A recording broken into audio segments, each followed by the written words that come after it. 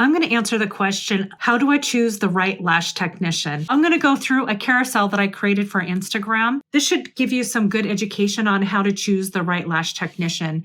And there are 8 slides in this carousel that I'm going to go through with you. Slide number 1, lash stylist. Is their aesthetic style what you want your lashes to look like? My lashes are natural looking. My lashes do not look like these strips here. If I were to go mega full, this is probably what they were going to look like.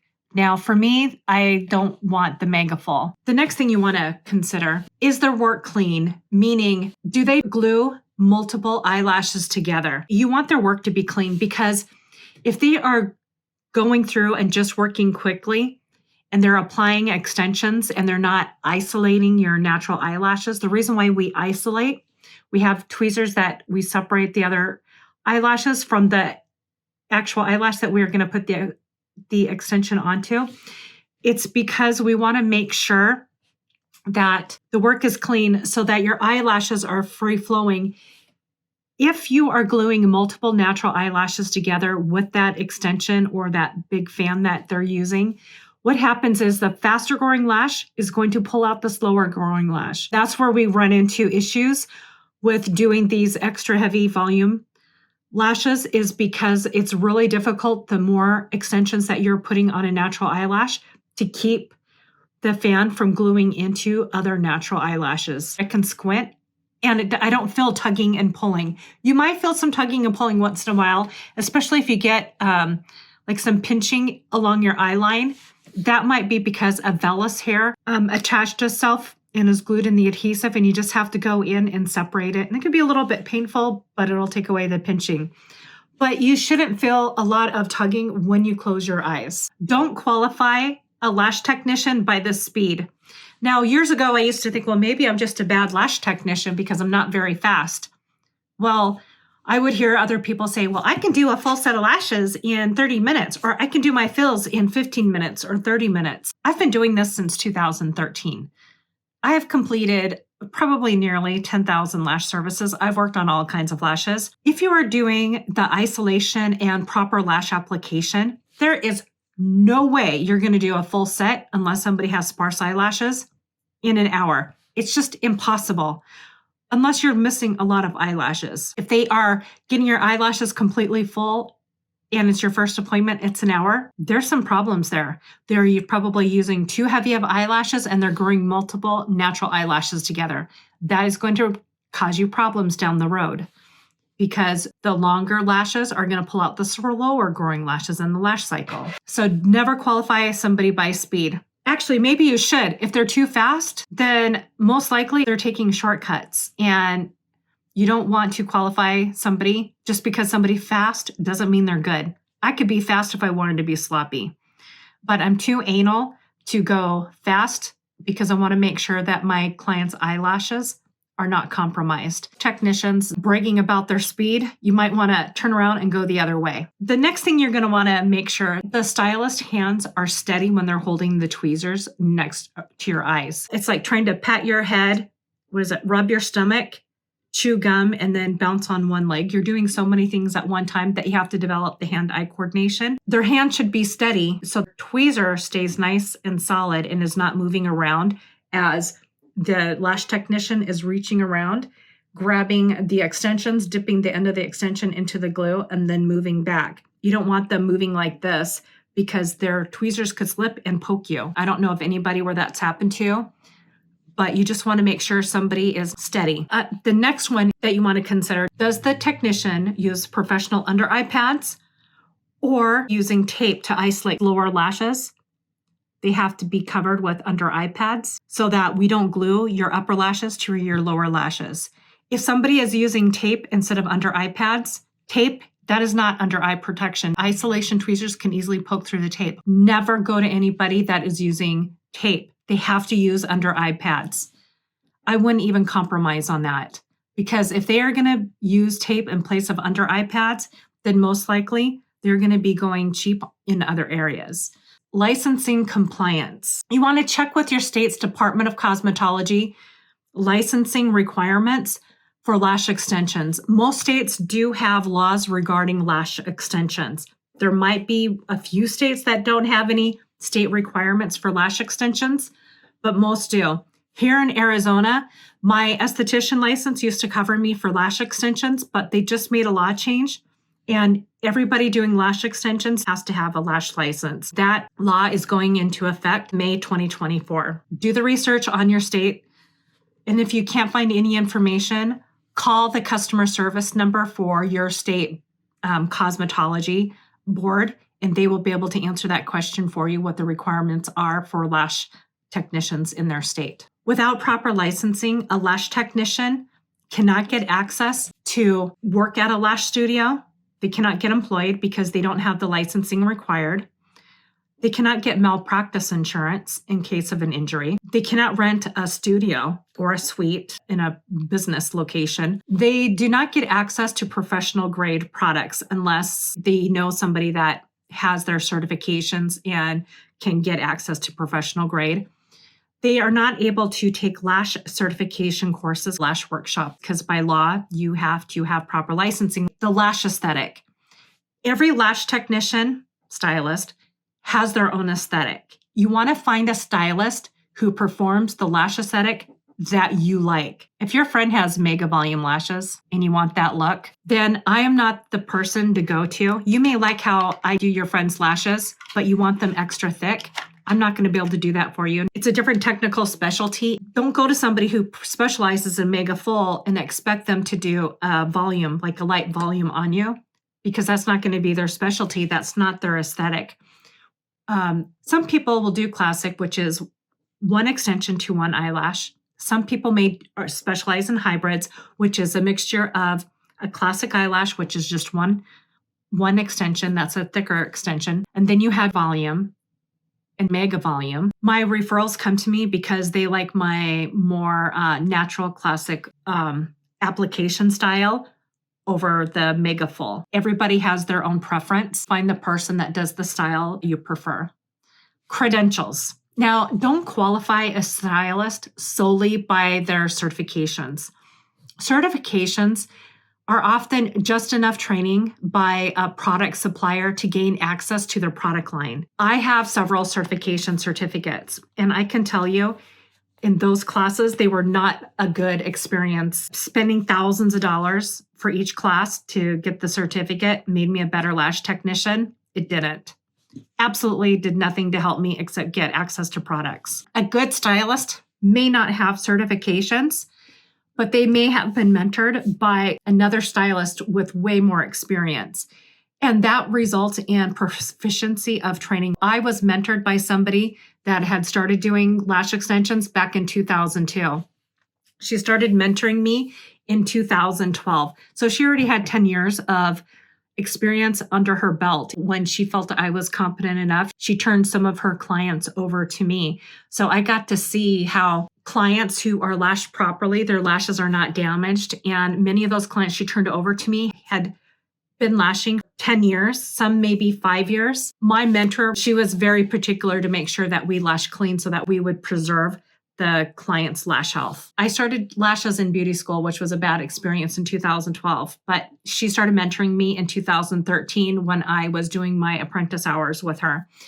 And then I stayed with her after I got my lash license the entire year of 2013. I used to think that these certificates meant a lot until actually spending thousands of dollars and attaining a lot of certificates that did not help me at all. It really is the people who are training them that really makes the big difference. The next one is product sourcing. When lash products are sourced from manufacturers such as places like Alibaba or AliExpress, the buyers have no control over the raw materials used. Before I started purchasing my products through Extreme Lashes, when I was with my mentor, she had been doing lashes since 2002. She's the first person in Seattle to do lash extensions, probably one of the first people here in the United States. So she had her own manufacturers that she worked with, and we had good products. We didn't have issues with allergies to the adhesive or retention issues. Now, when I decided to move back to Arizona, and I ended up opening my own studio. I had no plans to do it, but I just did not want to go back up to Seattle. I wanted to stay in Arizona. I had to find my own product sources. I felt too bad to call my mentor. I felt like a schmuck. But I just couldn't get myself to go back. I started buying products from different places. The first couple of purchases, they were good. I had no problems. And then all of a sudden I would start having changes in the product, and some clients would start having allergy issues, or I'd start having retention issues. And this went on for a couple of years. And it was very frustrating because I'm paying a lot of money for products. Some products were cheaper, some were more expensive. There was never any consistency with the product quality. I noticed after a year, and I was paying way more money than I was paying before, but it was worth it because all of a sudden I didn't have issues with the consistency with their products. My glue was consistent. The lashes were consistent. And plus the lashes, it's really strange, but the lashes and the glue just seem to like work perfectly together. Like they are meant to be together. It's almost like they're pH formulated to be together. Then I started to do some research about sourcing and products and private labeling. Because I remember at one point, before I went with Extreme, I thought, well, I'm going to start a lash product company. And I'm going to buy these products and I'm going to put my label, Lash Aficionado, on there, and I'm going to sell my own products. After doing research, I realized I have no control over the raw materials. And I've had such a good experience with the products that I'm using from Extreme that I recognize the difference. You might have a technician that is doing really good, never any issues with allergies or product retention, then all of a sudden there's a problem she doesn't know. Well, she doesn't know that maybe that company changed their raw materials. So they can change their formulations. They can change where the raw materials are sourced. They can change the ratio of the formulations. Maybe they had a good quality raw material. The prices for that raw material increased, or maybe it was no longer available. So they had to substitute it with something else. That can change the formulation, and that can result in some allergy issues. Formulation changes and raw material changes can result in sudden allergy responses or retention issues with the same product that person is using, but they had no idea that there were any changes. Ones that require you to get a certification to buy their product, those would probably be more of a professional line where everything is chemically formulated to be used together. Something like Nova Lash or Extreme Lashes. And I'm sure there are other ones out there. I just can't think of them on the top of my head. Mix and match products may cause irritation or allergy issues due to chemical responses. A professional line is pH balanced to work together, like our skincare lines, like Dermalogica.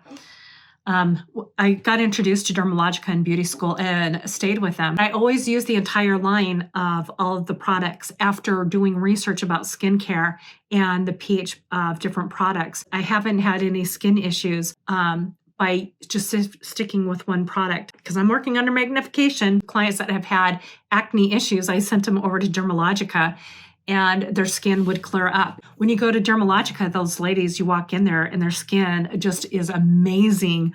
They have no makeup on and they just look stunning. It's because they are a professional skincare line and those products really do work, but you have to use the entire line, not mix and match here and there. You don't get those type of results. And you're probably wondering, well, you do lashes. Why do you have makeup on? Well, because I have to edit my videos. I'm extremely pale and I have a lot of freckles and it doesn't show well in camera. Plus, I've gained a lot of weight since 2018 from all the hours of writing 1,000 pages for Lash Intensive and creating 55 videos. Gained weight from all the sitting. I started exercising again. Service pricing. Everybody charges different. You have your flat rate, which is charged by time, like 60 minutes for an hour fill, 90 minutes for a 90-minute fill, or X amount of dollars for a full set. Now you have other people that have options for packages and memberships. So the thing you want to think about with packages, if you buy a package, what if you get relocated out of state? Will you get refunded for the unused appointments in your package if you're moved out of state? What if suddenly there's a lot of staffing changes and the new people that come into that place, the quality of work just is not the same, or the personality, it's just a different vibe and you just don't really like the atmosphere anymore. Are you going to be able to get a refund on your package? What if you're only 2 months in and you bought an annual package? What if the business closes? How are you going to get a refund? What if you bought a package for like a 6-month package and now the business closes? Are you going to get money on your package? What if you still had 6 months left on your package, or 10 appointments or 20 appointments, however you set it up? How are you going to get refunded that money? You're going to be out of it. And people don't plan to go out of business. Sometimes they do, or sometimes businesses, they move. The rent increases, or the building people are not maintaining the building to proper standard, and they want to make a change. They have to move.